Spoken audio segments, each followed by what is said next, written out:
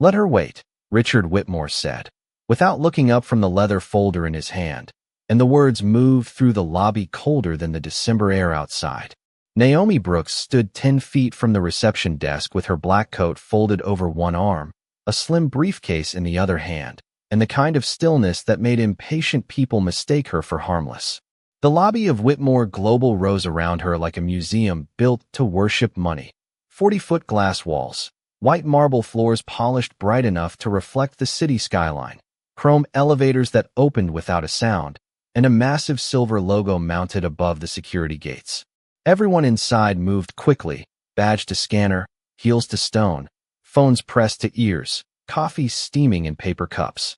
Naomi had arrived at 8:57 for a 9 o'clock meeting with the board.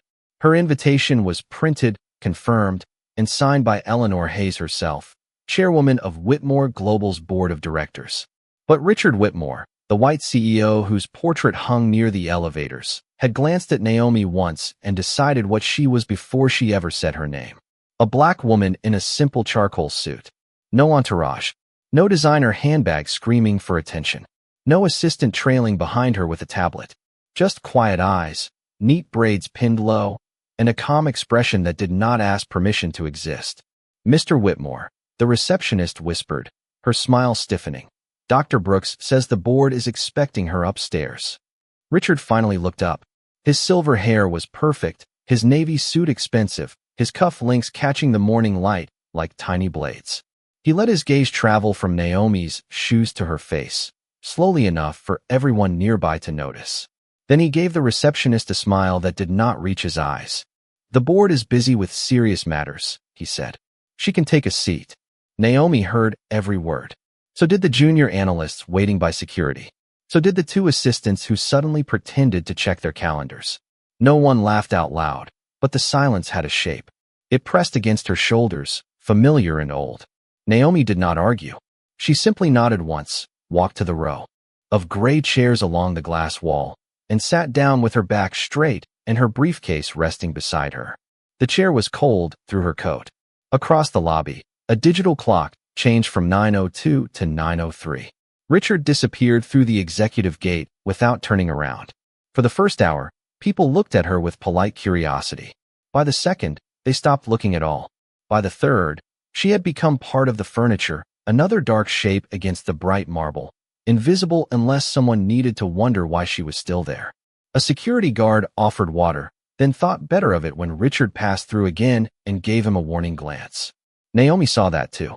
She saw everything. The assistant whose hands shook whenever the CEO's name appeared on her phone. The young manager who lowered his voice when speaking to the janitor. The receptionist who wanted to apologize but was too afraid of losing her job. Naomi had spent her life learning what power sounded like when it was trying to hide cruelty beneath good manners. It sounded like, "Let her wait." It sounded like, "She can take a seat." It sounded like a room deciding your worth before you were allowed to speak. At 11:58, Richard crossed the lobby again, surrounded by 3 executives and the sharp smell of fresh coffee. He paused just long enough to notice Naomi still seated near the window. Something like irritation flickered across his face, as if her patience had become a form of disobedience. Naomi rose before he could speak, smooth and unhurried, buttoning her coat with one hand. The winter sun poured through the glass behind her, turning the marble floor pale gold around her shoes. Richard gave a thin smile. "Still here?" he asked. Naomi picked up her briefcase and met his eyes. Her voice was soft, steady, and clear enough for the whole lobby to hear. "Yes, Mr. Whitmore. Some doors open late, but they still open." Naomi Brooks had learned long ago that silence could be mistaken for surrender, but only by people who had never survived inside it. As Richard Whitmore's smile faded across the lobby, she did not offer him the satisfaction of anger. She only watched him turn away, watched the executives beside him exchange the quick, nervous glances of men who knew something uncomfortable had just happened but preferred not to name it. The clock above the security desk clicked to noon. 3 hours and 3 minutes. Naomi remembered numbers. She remembered them the way some people remembered faces, because numbers had been the first language that ever treated her fairly. Growing up on the east side of Detroit, she had counted everything. The quarters her mother saved in a jar for groceries, The minutes between bus transfers in winter, the unpaid bills stacked beneath a chipped ceramic bowl, the miles between her neighborhood and the college campus, where people spoke about opportunity as if it were something anyone could reach by wanting it enough. Her mother, Lorraine Brooks, had cleaned offices after midnight in buildings where framed diplomas hung on walls and men in corner offices left half-finished salads on their desks. Naomi used to sit in service hallways with a library book open on her knees, listening to vacuum motors hum behind closed doors while her mother's shoes squeaked across polished floors. Some nights, Lorraine would stop beside her, wipe sweat from her forehead with the back of her wrist, and say, "Baby, never confuse where you are standing with where you belong." That sentence had raised Naomi as much as any school had. It followed her through scholarship interviews, through classrooms where professors mispronounced her name, through internships where clients handed their coats to her before realizing she was the analyst leading the meeting. It followed her when she earned her doctorate in organizational finance, when she testified before a Senate committee on corporate accountability, when failing companies called her in after proud men had already burned through every easy lie. Naomi did not rescue companies by charming them. She listened to what their numbers were trying to confess. Whitmore Global had been confessing for months. Late vendor payments hidden under revised projections. Employee complaints buried under cheerful culture reports. A stock buyback timed too neatly beside executive bonuses. A leadership team trained to fear one man more than they respected the truth. That was why Eleanor Hayes had called Naomi at 6:30 one morning, her voice low and tired, asking for an independent review before the board made its final decision. Naomi had accepted, not because Whitmore Global deserved saving, but because thousands of ordinary employees did. People with mortgages in Ohio, medical bills in Arizona, college tuition in Georgia, and lunchboxes packed before sunrise. People who would pay first if Richard's pride collapsed the company. Now, standing in the lobby where she had been made to wait like an inconvenience, Naomi adjusted the cuff of her charcoal suit and felt the folded envelope inside her briefcase press against the leather. Inside were the documents Eleanor had sent, the emergency board authorization, and a small photograph Naomi had not meant to bring but had tucked there anyway. In the photograph, a young woman stood under a gas station awning in heavy rain, mascara streaked, hands wrapped around a paper cup Naomi had bought her. Naomi had found her 2 weeks earlier near a stalled car on the shoulder of Interstate 95, panicked and alone after a business dinner had gone wrong in ways the girl could barely explain without shaking. Naomi had stayed with her until a ride arrived, had helped her breathe, had told her she did not need to earn kindness by explaining her pain. The girl had said her name was Claire. Only that. Not Claire Whitmore. Not Richard Whitmore's daughter. Just Claire, cold and frightened under fluorescent light. Naomi had not known the connection then. She only knew that a person in front of her needed help. That was the part powerful people kept misunderstanding. Kindness was not weakness. Kindness was discipline. Kindness was the strength to see someone clearly when the world had taught you to look away. Richard Whitmore believed a room belonged to the person who entered it without hesitation. That belief had carried him through 30 years of polished doors, private elevators, golf course introductions, and dinners where deals were made before dessert arrived. He was not the smartest man in every room, but he knew how to make others act as if he were. He spoke slowly, interrupted rarely, and smiled only when it served a purpose. At 56, he had perfected the appearance of control so completely that most people mistook it for competence. On the 28th floor, inside the executive conference suite, his leadership team waited beneath a ceiling of recessed lights that made every face look slightly pale. A tray of untouched pastries sat near the credenza. 6 leather chairs faced a screen where the opening slide of Richard's presentation glowed in corporate blue, stabilizing the future. It was a comforting title, and comfort was exactly what Richard needed the board to feel. He had spent the last 2 weeks ordering his people to soften language, smooth projections, and bury anything that smelled like panic beneath phrases like temporary volatility and strategic realignment. The company was not collapsing, not yet, but it had begun to lean. Vendors were calling twice. Regional managers were leaving quietly. A whistleblower report had disappeared into legal review and had not come out again. Richard told himself every company had noise. Every empire shook a little in high wind. The important thing was to keep investors calm. keep employees obedient, and keep the board from mistaking discomfort for failure. Marcus Reed, the chief financial officer, stood near the window with a tablet tucked under his arm, watching traffic far below crawl through Midtown like silver insects. He had been with Whitmore Global for 11 years, long enough to know the difference between a difficult quarter and a dangerous pattern. He had tried to warn Richard in private, first with numbers, then with direct words, and finally with silence. Silence was safer. Richard did not forgive warnings. Across the table, two senior vice presidents whispered over printed binders, adjusting tabs, removing pages, replacing charts with cleaner versions. Nobody said the word investigation. Nobody said independent review. Nobody said Naomi Brooks. Richard had made sure of that. In his mind, she was only an interruption arranged by Eleanor Hayes to embarrass him before the vote. An outsider. A specialist. Another. Consultant with sharp glasses and expensive opinions. And after seeing her downstairs, he felt even more certain that Eleanor had overplayed her hand. Richard poured himself coffee from a silver carafe and checked his reflection in the dark window. Crisp collar. Calm eyes. No visible fear. That mattered. Fear invited questions. The door opened, and his assistant, Allison, stepped in holding a folder against her chest.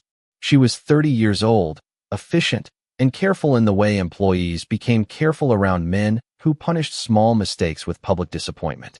The board has begun gathering in the main room, she said. Mrs. Hayes asked whether Dr. Brooks has arrived. Richard stirred his coffee once, slowly.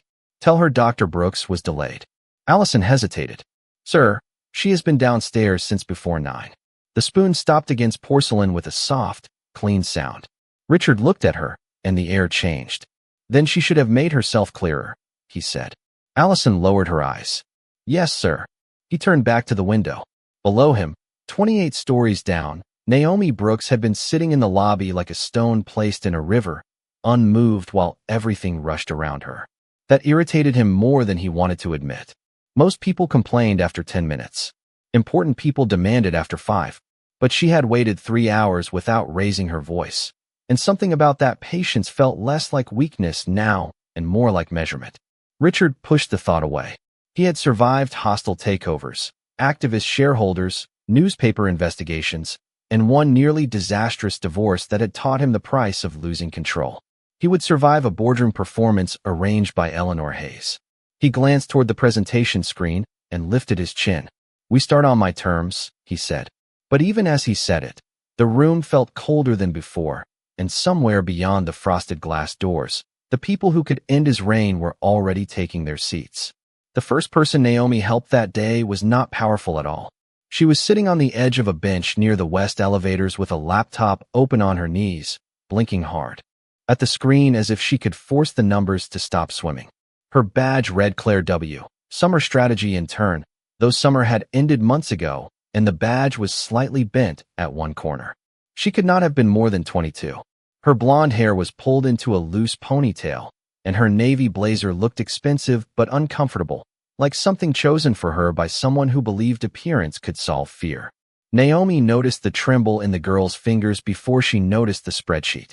She had seen that tremble in young analysts before big presentations, in single mothers signing hospital payment plans, in employees who had been trained to believe one mistake could erase their future. A middle-aged manager stood over Claire, speaking in a low, tight voice that still carried across the marble. This is unusable, he said. If Mr. Whitmore sees this, you will be lucky if security lets you keep the badge. Claire swallowed and nodded, her cheeks turning pale. The manager walked away without waiting for an answer, his shoes clicking briskly toward the elevators. For a moment, Claire sat perfectly still. Then one tear slipped down her face and landed on the edge of her keyboard. Naomi looked toward the security gates. No one was calling her upstairs. No one was even pretending to know what to do with her. So she rose from the cold gray chair and walked over with her briefcase in hand. May I sit? Naomi asked. Claire wiped her face quickly, embarrassed. I am fine, she said, though her voice proved otherwise. That is usually what people say when they are trying not to fall apart in public, Naomi said gently. Claire looked up, startled not by the words, but by the kindness inside them. Naomi sat beside her, leaving enough space to make the choice feel safe. The spreadsheet on the laptop showed regional revenue forecasts, expense categories, and a pivot table broken in 3 places. Naomi studied it for 3 seconds, then pointed lightly at the screen. Your formula is pulling from the wrong quarter. This tab is using April through June, but your summary is asking for July through September. That is why the totals look impossible. Claire blinked. You can see that from there? Numbers usually tell you where they are hurting. Naomi opened her briefcase, took out a pen, and wrote 2 clean formulas on the back of a folded meeting agenda. She slid it over. Try these.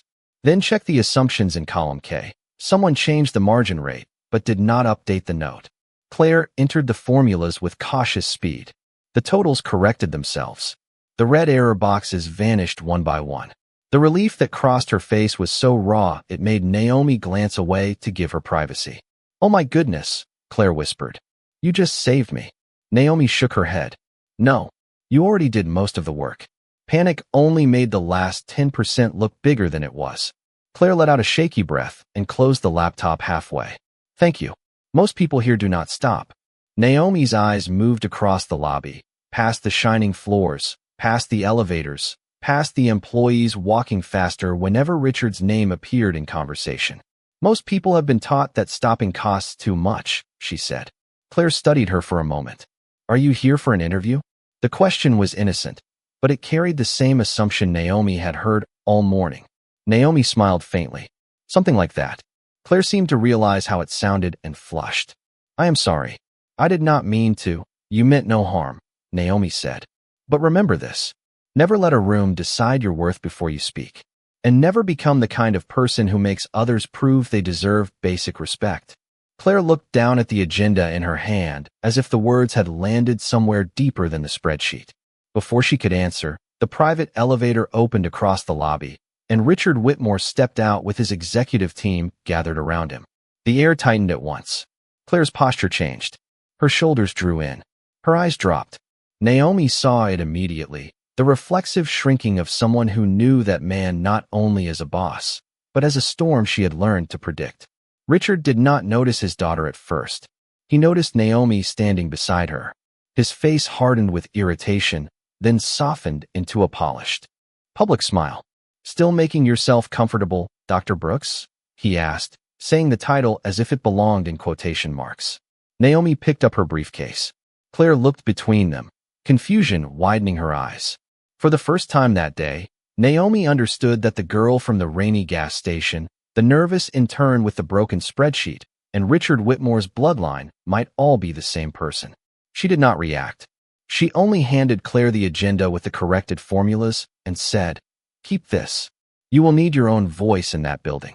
Then she turned toward Richard, calm as stone under sunlight. I believe your board is waiting, she said. The insult came wrapped in a smile, which made it uglier. Richard Whitmore stepped between Naomi and the private elevator as if his body alone could decide who belonged above the lobby. Behind him, 3 executives slowed at once, not quite stopping, not quite leaving, their faces arranged into the careful neutrality of people who had seen this performance before and survived by pretending not to understand it. Claire remained near the bench with the corrected agenda in her hands, her eyes fixed on her father's profile. The receptionist looked down at her keyboard. The security guard shifted his weight. The whole lobby seemed to hold its breath beneath the bright winter glass. Richard glanced at Naomi's briefcase, then at the row of service doors near the back hallway. The executive elevators are for authorized personnel, he said. Facilities access is around the corner. The words were clean. That was the trick. Nothing loud. Nothing that would look dramatic in an official complaint. Just a blade hidden under polished manners.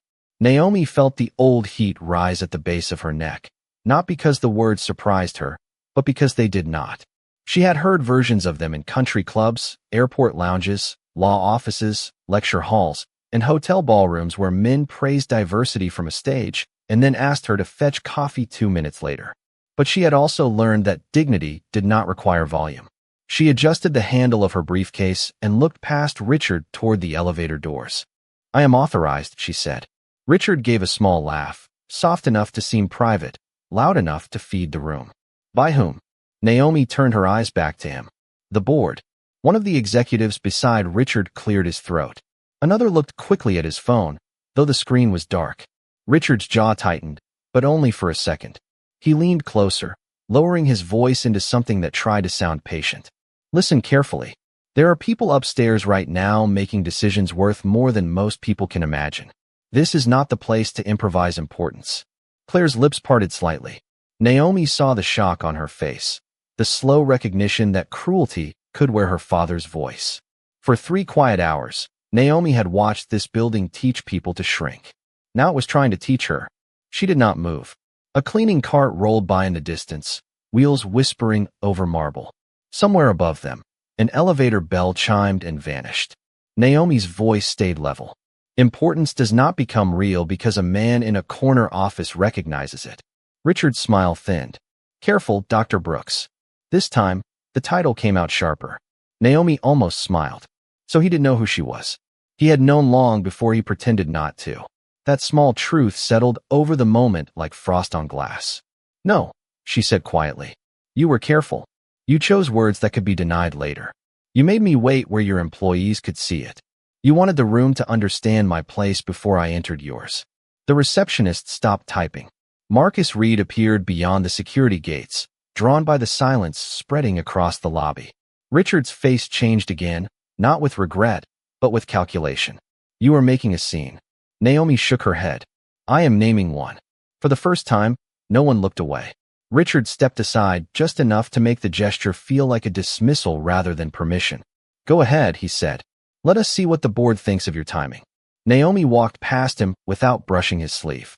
Her steps were steady against the marble, each one small, clear, and impossible to ignore. Claire suddenly moved forward. Dr. Brooks, she said, her voice trembling but audible. Naomi paused. Claire held up the folded agenda with the corrected formulas. Thank you, she said, for stopping. Richard looked at his daughter as if he had only just remembered she was there. Something passed across his face, too quick to name. Naomi gave Claire a gentle nod. Do not forget what you saw today, she said. Then she entered the elevator. The doors began to close, silver panels narrowing the lobby into a thin, bright line. Just before they met, Naomi saw Richard still standing outside, surrounded by the people he commanded, and yet for the first time that morning, he looked strangely alone. The elevator rose without sound, but Naomi could feel every floor pass through her body like a measured breath. 10, 11, 12. The silver walls reflected her from 4 angles, each version of her face calm, composed, unreadable to anyone who did not know what calm could cost. She stood alone in the center of the elevator with her briefcase held in both hands, the leather warm now from her grip. The air smelled faintly of metal, cedar polish, and expensive cologne left behind by men who used this elevator daily without thinking about access, permission, or belonging. Naomi looked at her reflection and saw, for half a second, not the woman in the charcoal suit, not the consultant with emergency board authority, not the name printed on sealed documents upstairs, but the little girl sitting in service hallways while her mother cleaned other people's offices after midnight.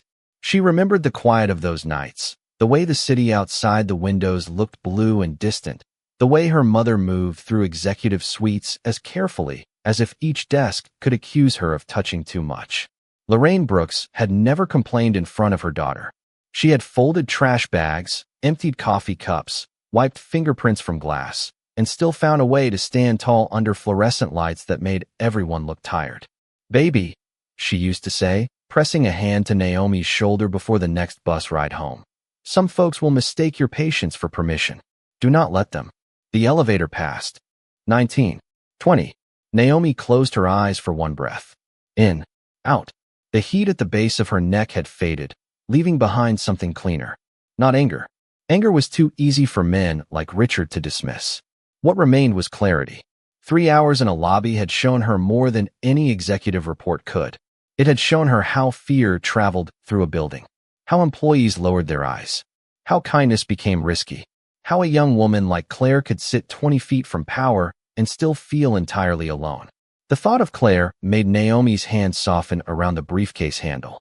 The girl had looked at her father as if a curtain had been pulled back. That was a painful kind of seeing. Naomi knew it well.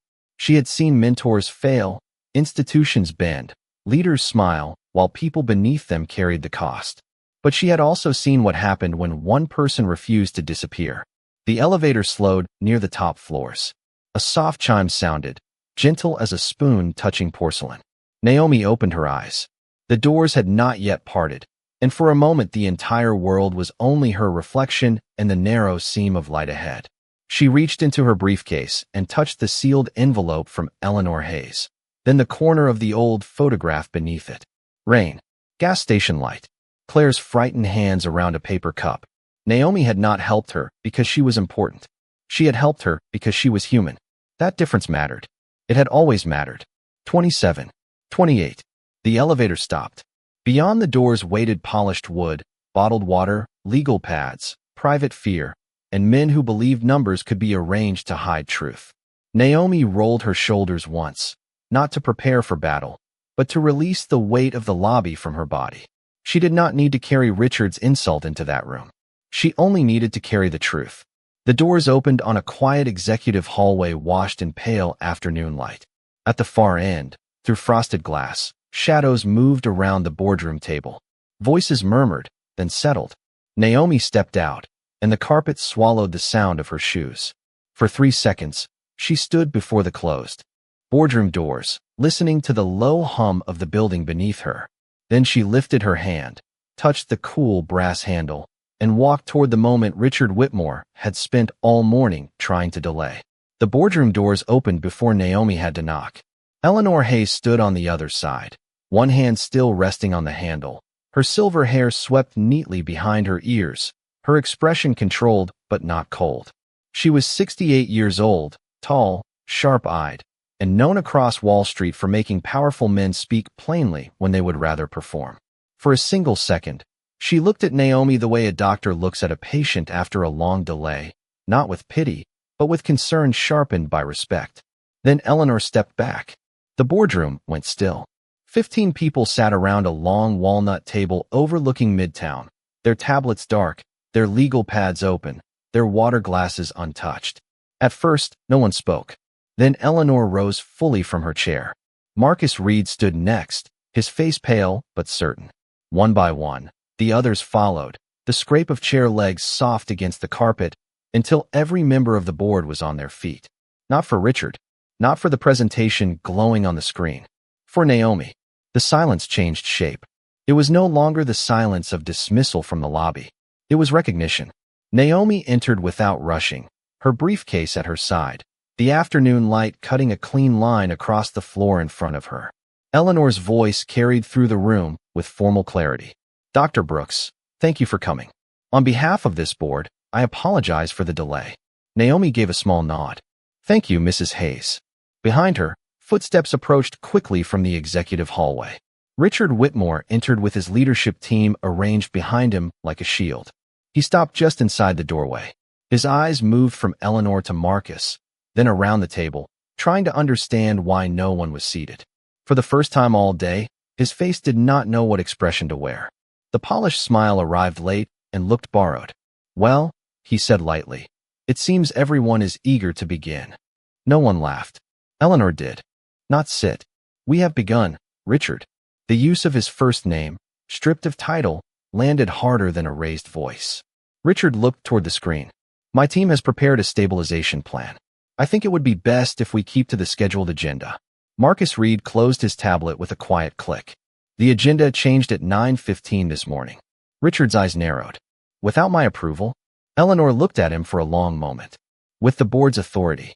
The room settled deeper into itself. Naomi placed her briefcase on the table and opened it. The sound of the latch was small, but Richard flinched as if it had found a nerve. She removed the sealed envelope, the financial review, and a thin blue folder marked employee culture risk. She did not look triumphant. That almost made it worse for him. Triumph could be attacked. Calm evidence could not. Eleanor turned to the room. For the record, Dr. Naomi Brooks was retained independently by this board to review financial irregularities, leadership conduct, and potential governance exposure at Whitmore Global. She has full authorization to present findings today. Richard's mouth opened slightly, then closed. The leadership team behind him seemed to shift backward without taking a step. Naomi looked at him then, not cruelly, not with satisfaction, but with the steady patience of someone who had already given him every chance to become smaller than his title and had watched him accept. "Mr. Whitmore," she said, "before we discuss the future of this company, we need to discuss the truth of how it has been led." A faint sound moved through the room, not a gasp exactly, more like 15 people releasing the same breath at once. Richard's hand tightened around the folder he carried.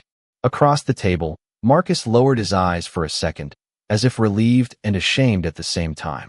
Eleanor finally sat, and the board followed her lead. Naomi remained standing.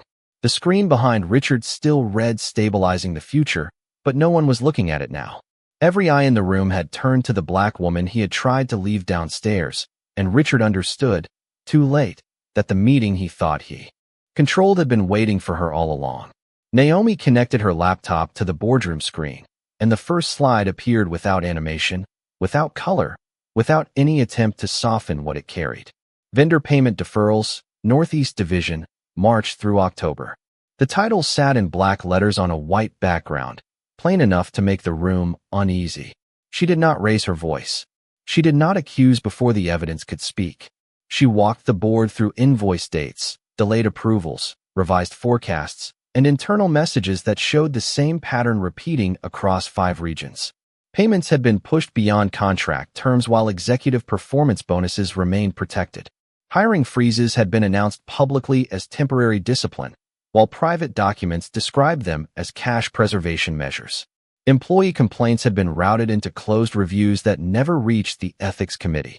Each fact landed softly, but the softness did not make it gentle. Richard sat near the head of the table with both hands folded, his face still arranged into control. "Context matters," he said after the 4th slide. "Every company uses discretion during unstable quarters."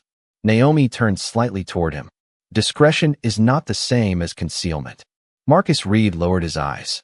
Eleanor Hayes made a note with a fountain pen, the scratch of metal on paper almost loud in the stillness. Naomi moved to the next file. The blue folder opened under her hand. "This section concerns leadership culture and exposure." Richard's jaw shifted. "Culture is subjective." Naomi paused. "Fear is not." The screen filled with anonymized employee statements. No names. No melodrama. Just dates, departments, and repeated phrases that made the air heavier. Afraid to report. Told to stay quiet. Reassigned after complaint. Warned not to embarrass leadership. Naomi did not read them all. She did not have to. The pattern was enough. One board member removed his glasses and rubbed the bridge of his nose. Another stared at Richard as if seeing him through a pane of glass that had finally been cleaned. Then the boardroom door opened quietly. "Claire." Whitmore stood in the doorway with Allison behind her, the folded agenda clutched against her chest. Her face was pale, but she did not retreat. Richard turned sharply. "Claire, this is not the time." His voice tried to command the room back into old habits. Claire flinched, but only once. Naomi saw it. Eleanor saw it too. "Let her speak," Eleanor said. Richard looked stunned. Claire stepped inside. "I was in the lobby," she said, her voice thin at first, then steadier. "I saw what happened. Dr. Brooks had been waiting for hours. She helped me with a report when nobody else would even look at me. She did not know who I was. She did not ask for anything. She was kind to me when she had every reason to be angry." Richard's expression tightened. "This is personal and irrelevant." Claire looked at him then, and something in her face changed from fear into heartbreak. "It is relevant, Dad, because you treated the only person who stopped for me like she did not belong in the building." The word Dad stripped the room of its corporate armor. For a moment, Richard was not a chief executive officer defending his title. He was a father being seen by his daughter in public, and the sight of himself through her eyes seemed to hollow him out. Naomi closed the folder gently. She did not press the wound. She did not need to. "Mr. Whitmore," she said, "a company does not become unsafe all at once. It becomes unsafe every time someone powerful teaches everyone else that dignity is conditional." No one moved. Richard looked down at the table, at the polished wood, at his own reflection warped in the shine. When he spoke, his voice had lost its smoothness. "I made assumptions," he said. The words came slowly, as if each one had to be carried across a distance he had never walked before. "About Dr. Brooks. About people in this company. About what my position allowed me to ignore." He looked at Naomi, not fully able to hold her gaze, but trying. I owe you an apology. Naomi stood very still. You owe more than that to the people who work here. Richard nodded once, barely. Eleanor closed her folder. The board will recess for 10 minutes. After that, we vote on immediate executive suspension pending formal review. The room remained silent as members rose from their chairs. Claire stepped back toward the door, breathing carefully. Naomi passed her and placed one hand lightly on the folded agenda. Your voice held, she said. Claire blinked back tears and nodded. Behind them, Richard remained seated at the table, surrounded by evidence, titles still printed on the screen, power still visible around him, but no longer protecting him from the truth. The vote took less than 4 minutes, but the silence afterward seemed to stretch across every floor of Whitmore Global. Eleanor Hayes read the result in a voice that did not tremble. Richard Whitmore would be suspended from all executive duties pending a full independent review, and Marcus Reed would serve as interim chief executive officer until the board completed its investigation. No one clapped. No one smiled. It was not the kind of justice that needed celebration. It was the kind that made a room remember how much damage had been done before anyone brave enough had named it. Richard sat still as the words settled around him. His title remained on the nameplate before him, black letters on brushed silver, but it already looked like something left behind by another man. Claire stood near the windows with her arms folded tightly across her chest, watching the city instead of her father. Naomi gathered her folders slowly, placing each document back into her briefcase with care. She had learned to leave rooms the same way she entered them, without begging to be understood and without making victory louder than truth. When she reached the door, Richard spoke her name. Not Dr. Brooks. Not consultant. Naomi. She turned. He had risen from his chair, and for the first time that day, he looked smaller than the office skyline behind him. I cannot undo this morning, he said. His voice was low, stripped of polish. But I am sorry for how I treated you. Naomi studied him for a moment. She saw regret there, but regret was only a beginning, not a repair. Then do not spend your apology trying to feel forgiven, she said. Spend it becoming someone your employees do not have to survive. The words stayed in the air after she left. Claire followed her into the hallway, still holding the folded agenda. The executive corridor was quiet now, softened by late afternoon light pouring through tall windows. For a few steps, neither woman spoke.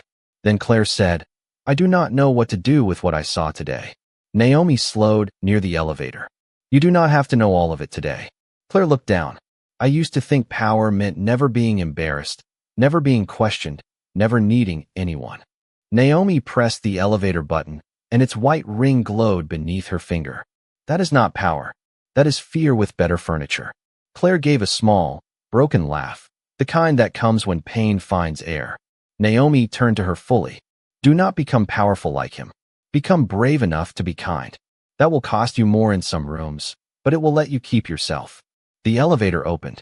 Claire nodded, holding those words the way she had held the corrected formulas, carefully, as if they might become useful when the next hard moment arrived. Downstairs, the lobby looked almost the same as it had that morning. The marble still shone. The silver logo still watched over the security gates. The reception desk still smelled faintly of coffee and printer paper. But people looked up now. The security guard stepped forward and held the gate open before Naomi reached it. The receptionist stood, her eyes bright with an apology she did not have to speak. Naomi removed the visitor badge from her lapel and placed it gently on the counter. 3 hours earlier, that same badge had marked her as someone to delay, contain, and underestimate. Now it made a small sound against the stone, light as a coin dropped into still water. Outside, December sunlight touched the steps of the building, pale gold against the cold.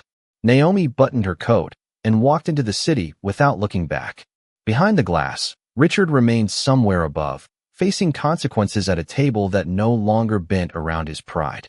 Claire stood in the lobby, watching Naomi disappear into the moving crowd.